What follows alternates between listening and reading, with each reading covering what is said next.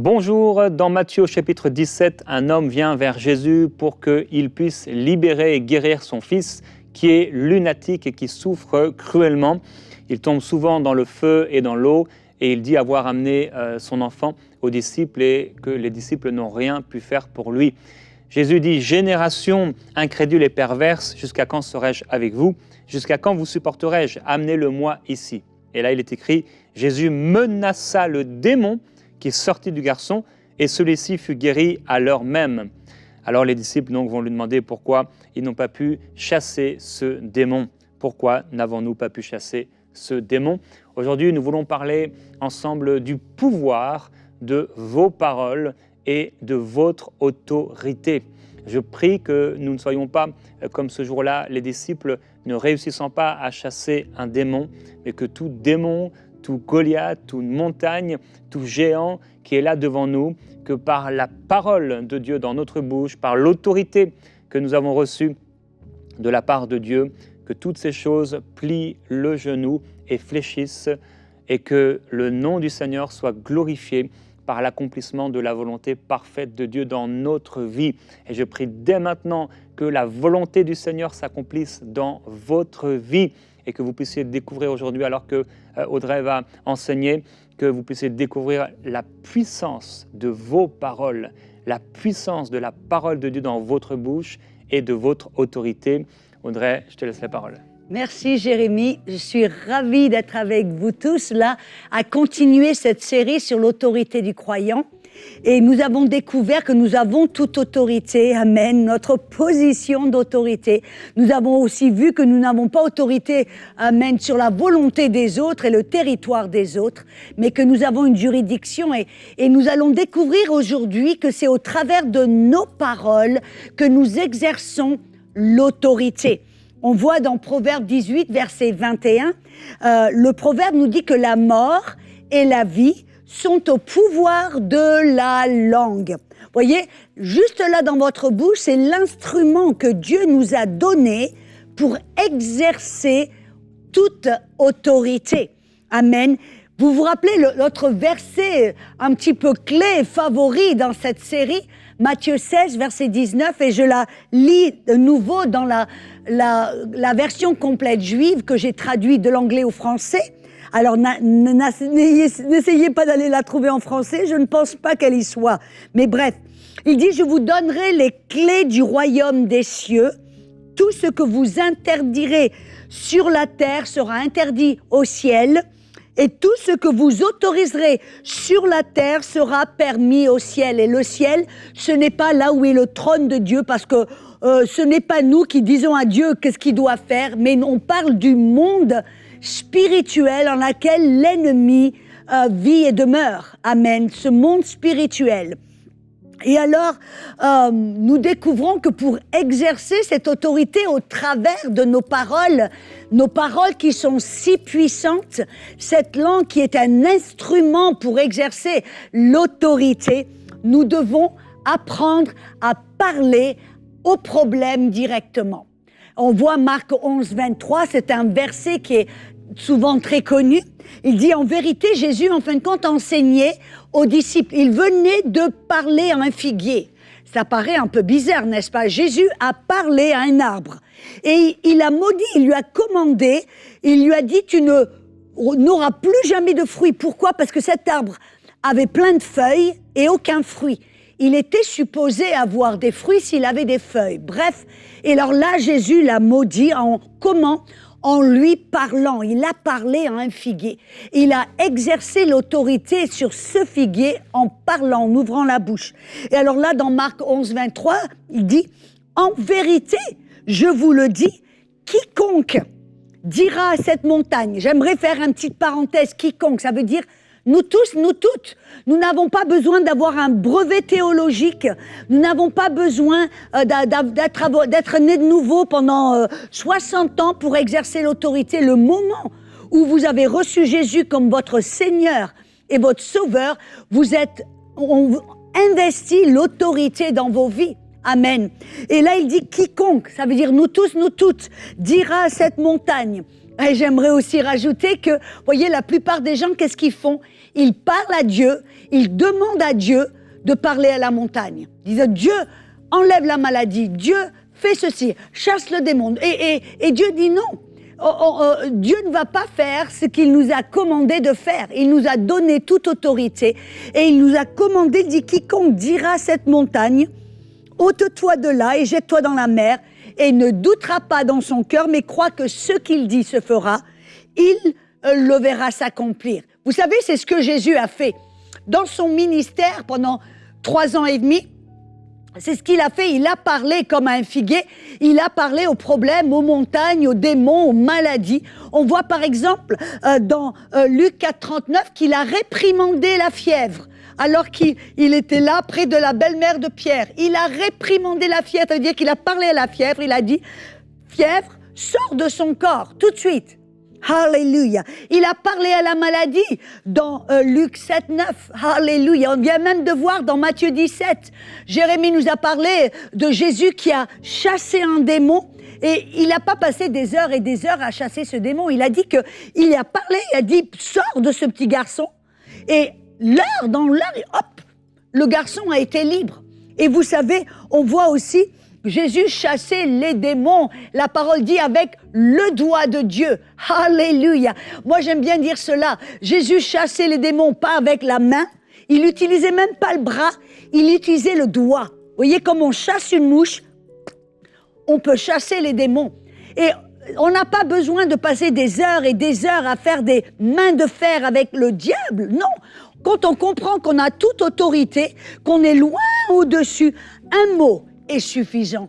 Une parole est suffisante. Vous vous rappelez dans Luc 8, 24, Jésus était face à un orage, il était dans la barque avec les disciples.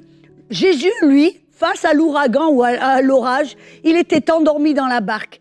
Et là, tous les disciples ont paniqué, ils l'ont réveillé, ils l'ont secoué, ils ont dit Jésus, on est sur le point de mourir. Et qu'est-ce que Jésus a fait? Est-ce qu'il a essayé, il a prié, il a continué, il a déclaré 1 fois, 2 fois, 10 fois, 30 fois, en demandant et suppliant à l'orage de s'arrêter? Non. Il a dit une parole, paix, et c'était suffisant. Parce que Jésus connaissait son autorité. Un mot était suffisant pour chasser les démons, pour arrêter l'orage. Et on voit, vous vous rappelez cet homme qui comprenait l'autorité, car lui-même était un homme sous autorité. Alléluia. On voit dans Matthieu 8, 8, ce centurion, il dit qu'il répondit, il dit au Seigneur, je ne suis pas digne que tu entres sous mon toit, mais dis seulement une parole. Oh, dis seulement une parole et mon serviteur sera guéri. Voyez, cet homme comprenait comment l'autorité fonctionne. C'était un homme qui était sous autorité et quand lui exerçait l'autorité, il savait, parce que je suis un homme soumis à l'autorité qui est au-dessus de moi, alors moi je sais quand je dis va, il va, quand je dis viens, il vient, quand je dis fais, il fait. Et une parole est suffisante. Et Jésus, vous savez, était impressionné avec cet homme et il a dit « Waouh, je n'ai jamais vu une foi aussi grande !» Alléluia. Oui, c'est vrai, ça exige la foi de croire à ce que l'on dit et de ne pas croire à ce que l'on voit. Quand on exerce l'autorité, un mot est suffisant, mais nous devons savoir qu'un mot, alléluia, au nom de Jésus, que tous les démons tremblent et partent, que la maladie doit s'assujettir et quitter le corps de la personne. Alléluia. Moi, je me rappelle quand j'étais en Inde, jeune missionnaire, et je faisais des campagnes évangéliques, et il y avait des milliers de personnes là devant moi, et on m'a amené tout d'un coup une femme qui avait adoré le dieu du serpent. En Inde, vous savez, ils adorent des milliers, des millions d'idoles. Et cette femme avait adoré le dieu du serpent et son corps, elle a été possédée avec des démons et son corps commençait à agir comme un serpent. Elle se faufilait sur le sol, sa tête tournait, sa langue sortait de sa bouche et il y avait un hissement qui sortait de sa gorge. Et me voilà face à cette femme. Et c'était impressionnant pour dire le moins. Et je vois cette femme, et vous voyez la tentation, quand on exerce l'autorité, on a l'impression que si on hurle fort, alors le diable sera impressionné. On a l'impression que si on répète la même prière encore et encore, que le diable va reculer. Non, non, rappelez-vous, un mot est suffisant, mais un mot avec autorité au nom de Jésus. Alors j'ai vu cette femme et j'ai commandé au nom de Jésus, sors! Et puis j'ai attendu, j'ai regardé. Et c'est devenu pire. Alors j'ai dit, au nom de Jésus, je te commande de sortir. Et je regarde, qu'est-ce qui se passe? Ça devient pire. Alors là, je suis un peu comme les 9 disciples qui n'ont pas pu chasser le démon de ce petit garçon. Et je suis un peu frustrée. Et tout d'un coup, vous voyez, je commence à hurler, je commence à la secouer. J'essaie tout ce que je peux essayer de faire dans la chair. Et tout d'un coup, j'entends la voix du Saint-Esprit qui me dit, Audrey, combien de fois vas-tu chasser le démon de cette femme? J'étais surpris, j'ai dit, Seigneur, quand je la vois libre, et il m'a dit, tu crois qu'elle est libre parce que tu le vois? Non, tu dois croire qu'elle est libre parce que tu le sais. Un mot, il me dit, ne sais-tu pas, et voilà ce qu'il m'a dit, ne sais-tu pas que un mot au nom de Jésus est suffisant? Oh là là, et alors là, tout d'un coup, j'ai compris, j'ai pris cette femme par les épaules, je lui ai dit, regarde-moi, j'ai dit, je vais te le dire une fois de plus, au nom de Jésus. Vous voyez, ma voix était calme, je ne hurlais pas, je n'étais pas agitée ou dans la réaction et dans la... Non, ma voix était calme, j'ai dit au nom de Jésus, je te commande de sortir. Et qu'est-ce que j'ai fait? J'étais aux personnes d'à côté, il y avait toute une ligne de personnes qui attendaient d'être guéries et délivrées. Mais tout en moi, vous savez que tout en moi voulait regarder à côté pour voir ce qui se passait. On est tellement dominé par les 5 sens. Mais j'ai refusé de le faire. Et vous savez que le jour d'après, à la fin de la prière, j'avais complètement oublié cette femme. J'avais prié pour tellement de personnes. Mais le lendemain, je suis sur l'estrade pendant la louange et qu'est-ce que je vois? Cette femme complètement libre. Alléluia. Et j'ai appris que c'est quand on comprend notre autorité, un mot dans la paix, dans la foi est suffisant. Et vous savez, un mot est suffisant. Mais on exerce l'autorité, non seulement quand on commande et on parle à la montagne, mais on exerce l'autorité tout au cours de la journée, sans même s'en apercevoir. Rappelez-vous, la vie et la mort sont dans la puissance de notre bouche.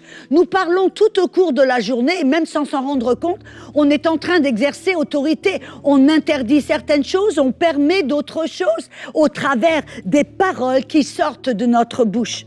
Vous savez, vous vous rappelez ce que Marc 11, 23, on vient de le voir, le passage où Jésus nous dit de parler à la montagne, d'exercer l'autorité en parlant directement au problème. Mais la deuxième partie du verset, c'est là où très souvent les chrétiens ne voient pas et ne soupçonnent pas le danger de nos paroles, les paroles qui sortent de nos bouches. Il dit dans la deuxième partie de Marc 11, 23, il dit « Croira que ce qu'il dit se fait, tout ce qu'il aura dit lui sera fait. » Vous savez, je me rappelle, j'ai essayé de prier pour mon frère qui avait le cancer du cerveau et c'est tout un témoignage puissant dont je n'ai pas le temps de parler. Mais j'avais commencé à vouloir, j'ai été le voir et commander au cancer de quitter son corps. Et mon frère n'était pas trop intéressé, il dit non, non, tout va bien. Mais vous savez ce que j'ai appris plus tard, que pendant des années, mon frère, sans même soupçonner le danger, il disait toujours, moi je sais, je vais pas dépasser la soixantaine. Moi je sais, je vais pas dépasser la soixantaine. Il le disait presque des fois un petit peu d'une manière nonchalante, sans s'apercevoir que de sa bouche, il permettait certaines choses. Et vous savez, il est mort juste après la soixantaine. Mais vous savez, la puissance qui est dans notre bouche, qu'est-ce qu'il a fait? Sans s'en apercevoir, il a permis à la mort de rentrer dans sa vie, à la maladie de rentrer dans sa vie au travers de ses propres paroles. On a l'impression qu'on exerce l'autorité seulement quand on, au nom de Jésus, sort ou part. Non, mais voyez, quand vous dites pendant la journée, vous dites, moi je sais, si je suis quelque part et qu'il y a un virus qui traîne, moi je sais, je vais me l'attraper. Ha ha ha ha ha. Et des fois on rigole, on parle d'une manière sans s'apercevoir que au travers de nos paroles, amen, on exerce l'autorité, on permet ou on interdit certaines choses. Et après, on prie, et on se demande pourquoi ça n'a pas marché. Parce qu'auparavant, on a permis à certaines choses au travers de nos paroles. Vous voyez, c'est ça la stratégie du diable. La stratégie du diable est un agent de publicité. Qu'est-ce qu'il va faire? Il va continuellement bombarder vos yeux, vos oreilles avec de l'incrédulité, des paroles négatives, la mort, la maladie, la pauvreté. Vous voyez, vous ne pouvez pas regarder une émission télé en regardant, moi j'aime bien la cuisine, j'aime bien regarder des émissions de rénovation, mais vous savez qu'entre deux, ils vous mettent des spots publicitaires pour essayer de vous vendre toutes sortes de médicaments, pour vous convaincre que vous allez être malade à l'âge de 40 ans, que vous allez avoir ceci et cela. Et si on ne fait pas attention et qu'on écoute cela à longueur de journée, ces paroles négatives, ces paroles, c'est des prophéties négatives, rentrent dans votre cœur. Et qu'est-ce que la Bible nous dit? Il dit que de l'abondance du cœur, la bouche parle. Vous voyez, c'est la stratégie du diable. Il veut essayer de remplir vos oreilles avec des paroles négatives, des prophéties négatives qui vont rentrer dans votre cœur. Et tôt ou tard, si ces paroles sont dans votre cœur, votre bouche va parler. Et vous allez vous-même permettre certaines choses dans vos vies sans même vous en apercevoir. C'est tellement puissant. Le diable sait que la vie et la mort sont dans la puissance de la bouche. Alléluia. Mais la plupart des chrétiens ne le savent pas. Ils disent des choses tout au cours de la journée. Et qu'est-ce qu'ils viennent d'appliquer? Matthieu 16, 19. Ils permettent, ils interdisent. Mais vous savez aussi, il se passe certaines choses. Cette autorité est tellement puissante. On a aussi autorité si quelqu'un va vous dire des paroles qui vont être des paroles comme des mauvaises prophéties. Vous voyez, des fois, sans faire attention, je peux la regarder une émission de cuisine ou de rénovation et ils vont dire quelque chose de très négatif. Vous savez, à l'âge de 45 ans ou 50 ans ou 60 ans, vous allez avoir l'ostéoporose, vous allez avoir ceci, vous allez avoir cela. Et j'entends ces paroles qui viennent et qu'est-ce que je fais? Je dis non. Au nom de Jésus, ça ne vient pas dans mon corps. Je lui parle à la télé, parce que la télé est en train de me prophétiser quelque chose. Et je dis non. Et vous dites, Audrey, mais t'es bizarre un peu, qu'est-ce que c'est que tu nous racontes? Et ouais, c'est ce que la Bible nous dit dans Ésaïe 54, verset 17. Il dit, toute arme forgée contre toi sera sans effet. Et je la lis dans la Darby. Et toute langue qui s'élèvera en jugement contre toi, tu la condamneras. Voyez, quand quelqu'un, ou peut-être vous allez chez le docteur et le docteur vous fait des tests et il commence à... Bon, bien sûr, c'est son boulot, mais qu'est-ce qu'il va faire? Il va vous dire, oh, vous n'avez pas longtemps à vivre, oh, vous avez ceci, ou vous avez cela. À ce moment-là, il y a des paroles qui sont prononcées contre vous en jugement. C'est de la prophétie qui est là, en train d'être déclarée à votre sujet. Voyez, rappelez-vous, vous avez autorité. Vous êtes celui qui est supposé garder, protéger votre jardin, votre corps, votre vie, votre famille, c'est votre jardin. Et vous avez la responsabilité, à ce moment-là, de condamner cette parole. Bien sûr, vous ne le faites pas d'une manière méchante, d'une manière agressive, mais vous pouvez regarder avec un grand sourire en disant « Docteur, merci ». Je sais que vous faites votre boulot, mais non, merci. Dieu, Jésus est mon Dieu, et ce corps est le temple du Saint-Esprit. Alors, non, je ne vais pas être ceci, je ne vais pas être cela. Voyez, le problème, la plupart des gens ont tellement peur d'offenser quiconque qu'ils permettent à quiconque de prononcer des paroles négatives à leur sujet et ils écoutent et ils acceptent et sans s'en rendre compte, ils ont exercé l'autorité en permettant ces paroles de rentrer dans leur cœur et dans leur vie et de permettre certaines choses dans le monde spirituel. Alors soyons vigilants. Levons-nous dans notre autorité. Soyons sages avec cette autorité qui nous a confiée. Et nous devons permettre et interdire, car vous pouvez le faire au nom de Jésus. Amen. Ça me fait penser, il y a quelques années, Audrey, on était avec Michael, on allait en Côte d'Ivoire. Et donc, on a dû faire un vaccin obligatoire à la fièvre jaune, je crois que c'était. Et arrivé devant l'infirmière, c'était un bureau, il y avait tout un tas d'affiches sur des maladies, etc. Vraiment, ça pouvait faire peur à beaucoup de personnes. Et donc la personne voulait nous vendre des vaccins en plus, voilà, des trucs pas obligatoires. Et nous on disait non à tout, non, on veut juste le minimum. Oui, oui. Et là, elle dit, mais vous êtes prêt à mourir là-bas vous savez, vous allez mourir. Elle était vraiment en train de prophétiser qu'on allait mourir. Et non, madame, j'ai dit, on n'est pas dans le même royaume. Vous êtes dans une sphère de maladie, mais nous, pas du tout. On est dans une sphère de santé divine. Et c'est important, comme tu le disais, pas avoir peur, on ne veut pas offenser les gens, mais en même temps, s'ils disent n'importe quoi, entre guillemets, s'ils prophétisent une malédiction, on ne peut pas juste fermer, juste fermer notre bouche. Parfois, il faut pouvoir parler et déclarer le contraire. Plusieurs personnes rient avec ce genre de choses, ce que tu peux faire devant la télé, par exemple. Mais on peut pas rire avec ça. Et si vous voulez vivre longtemps et en bonne santé, il est important d'utiliser votre autorité et de proclamer votre autorité. Alors, on veut dire ensemble que nous allons vivre longtemps et en bonne santé, dans la paix du Seigneur, que nos enfants serviront le Seigneur. C'est tellement important de faire attention à ce qui sort de notre bouche. Merci Audrey de ce rappel. Et Père, on veut te remercier, te glorifier pour ta parole. Tu nous as montré, Seigneur, comment il fallait agir, comment il fallait exercer notre autorité devant toutes sortes d'ennemis, que ce soit des choses naturelles, que ce soit des démons, que ce soit des choses spirituelles cachées derrière des choses naturelles, devant la tempête, devant la mer, devant le figuier, devant la maladie. Tu nous as montré, Jésus-Christ, comment il fallait marcher dans cette vie présente. Et Père, je prie pour ton peuple. Encore aujourd'hui, tu ouvres les yeux.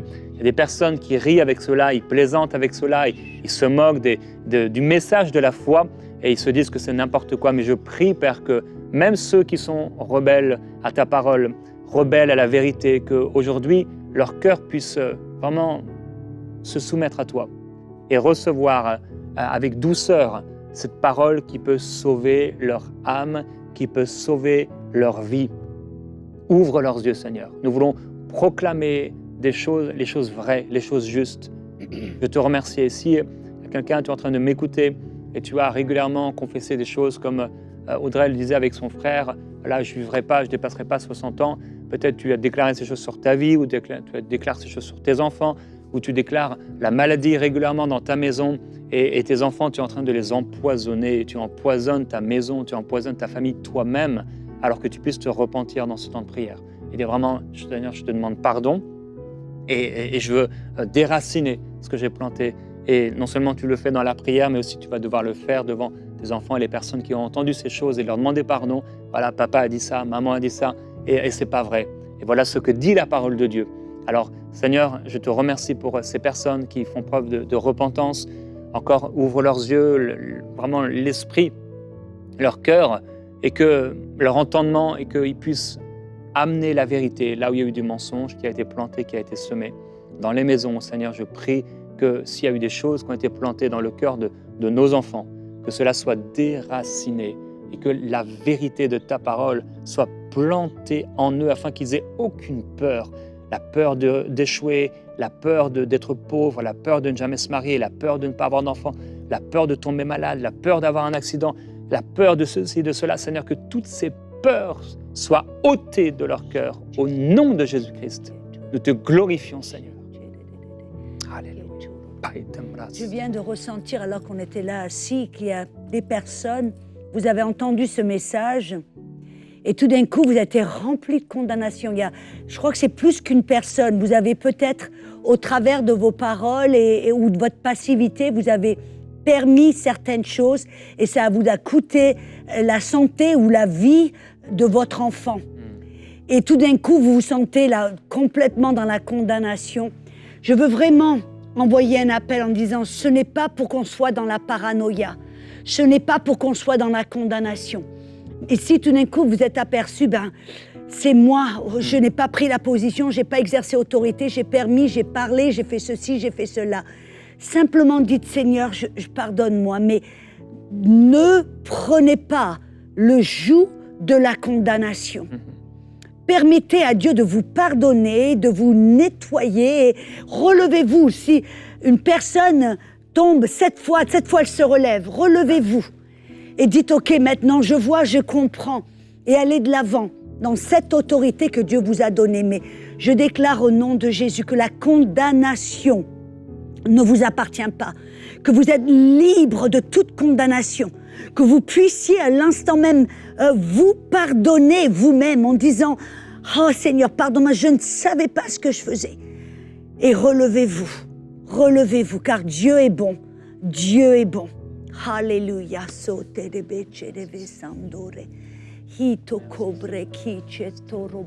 qu'il y a aussi des personnes, vous devez vous pardonner d'avoir laissé à des hommes le contrôle sur votre corps. Peut-être une personne, vous avez vendu votre corps pour avoir de l'argent, pour pouvoir étudier.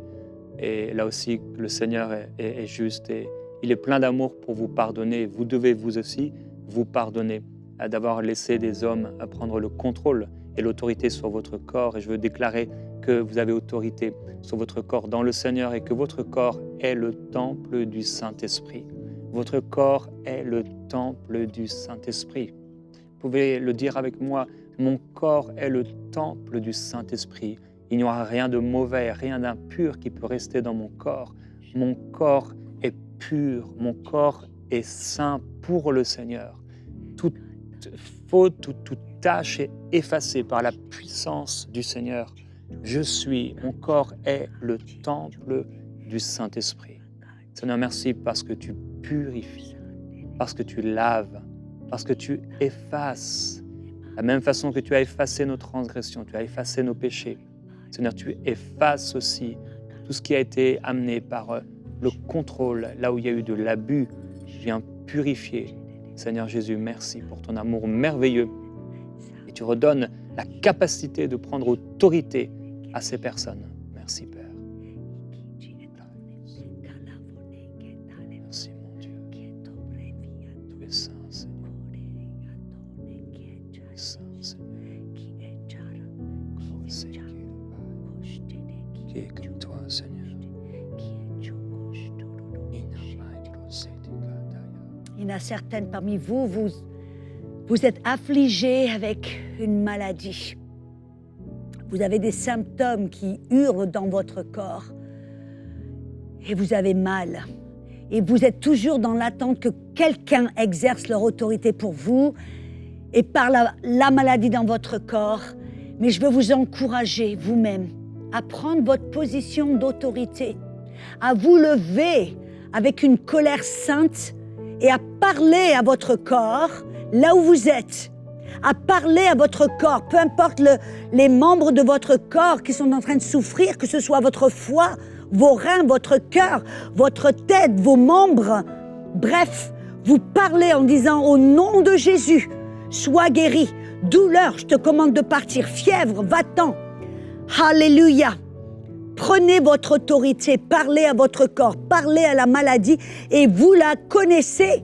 Elle a été votre compagnon pendant des longs moments. Vous lui parlez et vous rejetez. Vous la rejetez, vous lui commandez de partir. Vous lui déniez le droit de rester dans votre corps. Et vous vous levez. Vous vous levez en disant « Je ne vais pas vivre un jour de plus avec cette maladie dans mon corps. » Commencez à exercer votre autorité contre cette maladie. Amen, amen. Ton Dieu ordonne que tu sois puissant. Alors ne soyons pas nonchalants vraiment devant la maladie, devant l'ennemi, devant les situations qui perdurent, qui demeurent, la situation familiale ou héritage, malédiction familiale, mais on doit se lever dans notre autorité. Alors je refuse la nonchalance dans ma vie, je refuse la nonchalance spirituelle, je refuse la nonchalance devant l'ennemi. Je ne veux pas me faire manipuler comme un pantin, déplacé ici et là par l'ennemi, mais dans le nom du Seigneur, je refuse la nonchalance et je marcherai dans mon autorité à partir d'aujourd'hui. Et comme l'a dit Audrey, plusieurs personnes, vous êtes attaquées par la maladie et vous restez comme ça à subir. Vous êtes dans le silence, vous êtes muselés.